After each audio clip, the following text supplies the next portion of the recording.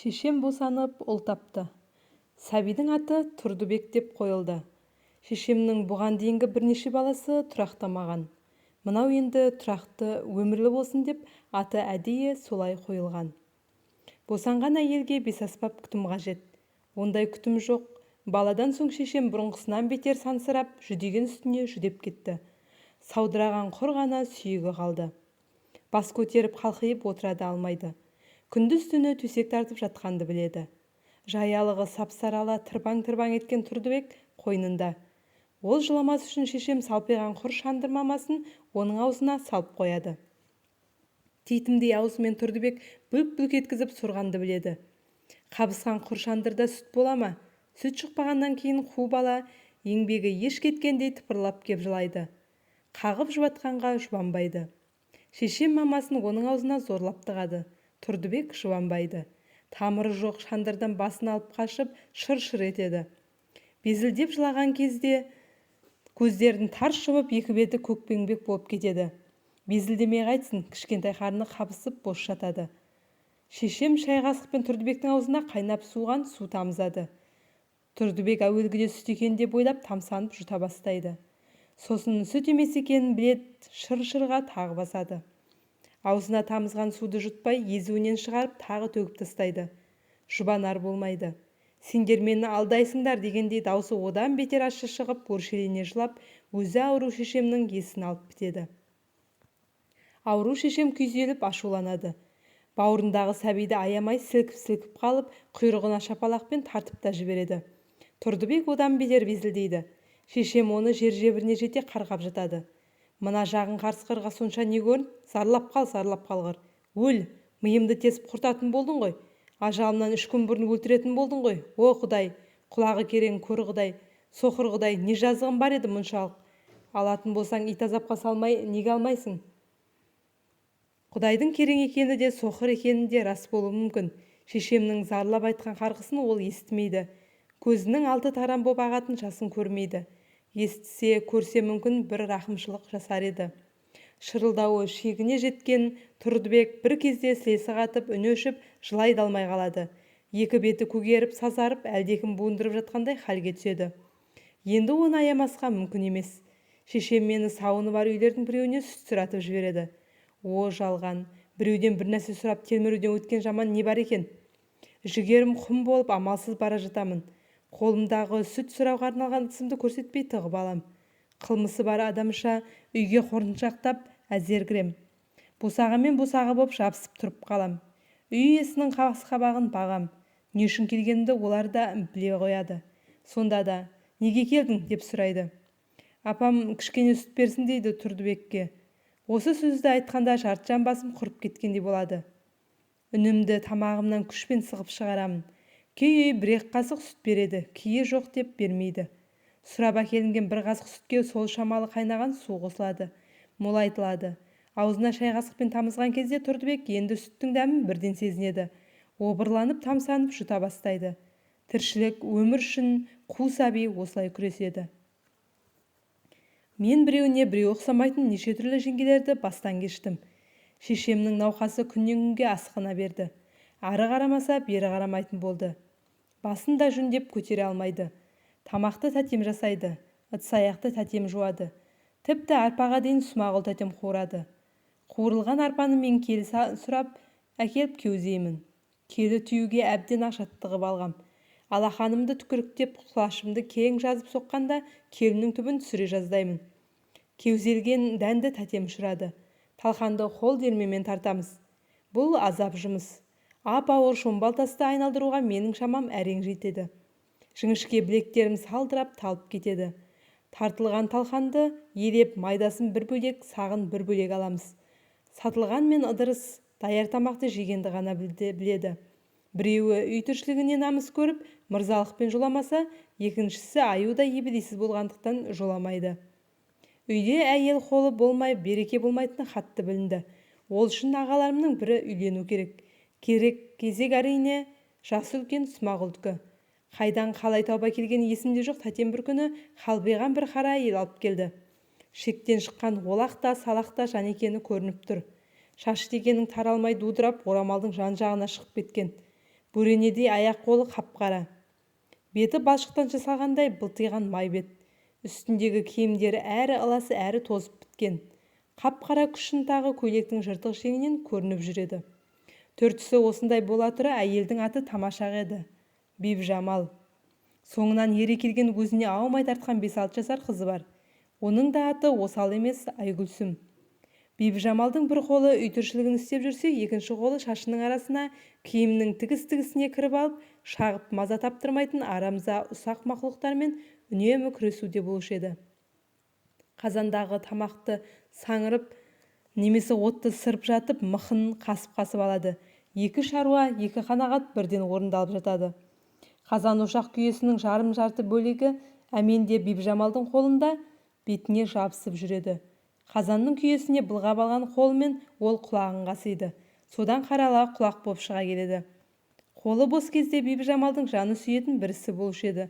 Ол үй сыртындағы күнеске астына тулақ төсеп тең киіп жатып алып, қызының тізесіне басын қойып шашын қарату.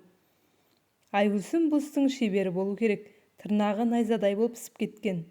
Саусақтары шаштың арасын бір-бірлеп ашып, әрбір тал шаштың түбіндегі қайызғағын аяусыз қыратын. Ақыл ой жағынан да жеңгем өзінің түр-түсінен оншалық алыс кете қоймаған. Бір күні Қостөбеге Өмірбек дейтін бір милиционер келеді. Бибіжамалға кезігіп, «Жеңге, сіздің ауылда жақсылап пима басалатын әйел бар ма?» деп сұрайды. «Бар, мына мен басамын», дейді жеңгем. «Жолы болар жігіттің жеңгесі алдынан кездеседі деген осы екен ғой. Онда маған бір пима басып берсеңіз, қалай болады, еңбегіңіз ақталады», дейді. «Өзің бір сылқым жігіт көрінесің қайным, бассам басып берейін». Ертесіне Өмірбек біздікіне орта қап, жүн және алдын ала жеңгемнің көңілін аулап, біраз шай шамалақ әкеп тастайды. Уәделі күн болады. Өмірбек даяр пималарын алуға келеді. Бибіжамал басып бола алмай жатырмын, 3-4 күннен кейін кел деп қайырып жібереді. Тағы келсе, тағы басып болмаған. Бұл екі арада обал нешік жеңгем біздің үйді пима басатын заводқа толық айналдырып бітіп еді. Күндіз-түні қазанда бұрқылдап қайнаған су, үйдің іші толы бу. Бірімізді біріміз көре алмаймыз. Осы бір шуаш сасыған соқыр тұманның ішінде жеңгем бірдеңені оқтаумен пылш-пылш ұрады да жатады. Жақын барып қарасаң, онысы көлемі жаялықтай киіз болып шығады. Енді бір кезде әлгі киіз байпаққа, одан киіз етікке ұқсағандай болады. Пиманың ұзын саны 2 болмай көбейіп барады. Өмірбек 3-ші рет келеді. «Жеңге, дайын болды ма?» «Дайын». Өмірбек үйге кіреді. Бибіжамал оның алдына біреуіне біреу ұқсамайтын 2 пиманы тастай берді. «Мә қайным кеп көр», қайнысының көзі баданадай болады. «Ойбай-ау жеңге, мыналарыңыз пимама не зат? Екеу басқа ғой. Ендеше мынаны кеп көр. Осылардың ішінен өзіңе ұнағандарын таңдап ал», дейді де жеңгем сылқым жігіттің алдына төсектің астынан топырлатып және бірнеше пима алып тастайды. Бірінен бірі үлкен, иқы-жиқы, ұсқынсыз бірдеңелер. Өмірбек жер қапқан бірақ біледі. Ұялып қызаратын Бибіжамал емес, сампылдап айтып отыр. «Бір кезде пиманы тәуір ақ басатын секілдедім. Не қара басқанын қара басып сенің пималарыңды ұқсата алмай қойдым, қайным. Табыскер жігітсің ғой, және біреуге бастырып аларсың. Қапа болма оған. Ал мына оймаларды алам десең ал, ұнағанын өзің киерсің. Ұнамаған әйел бала шағаларың бар шығар, солар киер. Саған пима басып береді деп сеніп жүрген мен де ақымақ екенмін», дейді де Өмірбек жерде үйіліп жатқан пималарды төрге қарай бар пәрменімен шаша бір теуіп үйден шыға кетеді. Жеңгем енді бұрқылдап ұрсып, Өмірбекті соңынан тілдеп жүр. «Өй қараң қалғыр, ойнесі жартығап жүнім шығын болды деп ойлеме? Алмасаң адырам қал, өзім киіп алам, қызым киет. Соншама еңбектен мен енді бұларды лақтырып тастар деймісің?» Бұзаубас қиқы-жиқы ұсқынсыз пималардың екеуін шынында да жеңгем көзі, екеуін қызы киіп алды. Сөйтіп қыстан аяқтары көпіріп, тоңбай шықты. Қазір мен 2-ші кластамын. Сауатым ашылып, өздігімнен оқуға, жазуға жарап қалған кезім. Әліппедегі бүкіл өлең әңгімелерді жатқа білем. Өйткені одан басқа ермек етіп оқитын кітап жоқ. Күндіз-түні айналдыратыным сол бір кітап. Тышқан мен мысық жөніндегі әңгіме күні бүгінге дейін есімнен кетпейді. Кітаптағы суреті көз алдымда. Мысық тышқанды қуып береді. Тышқан қашып береді. Менің бәтеңкем секілді тұмсығы ырсиған жыртық бәтеңке кездеседі. Тышқан бәтеңкенің қонышына кіріп тұмсығынан шығады. Мысықта қуа кірмек болғанда басы бәтеңкеге кептеліп шыға алмай қалады. Әңгіме мазмұны осы.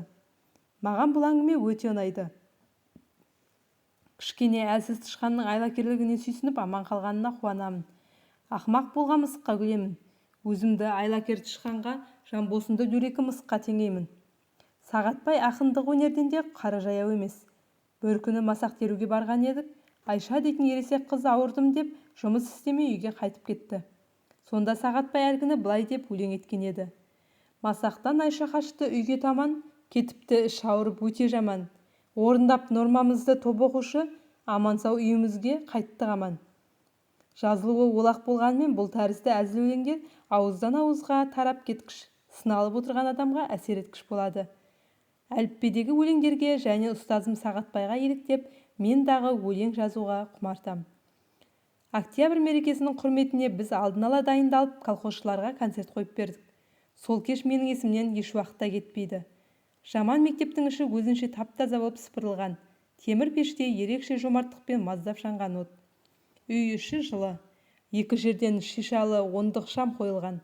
Шаршылау келген кластың терезе жағы шымылдықпен бөлініп, сахна жасалған. Ұмытпасам, сары шымылдық.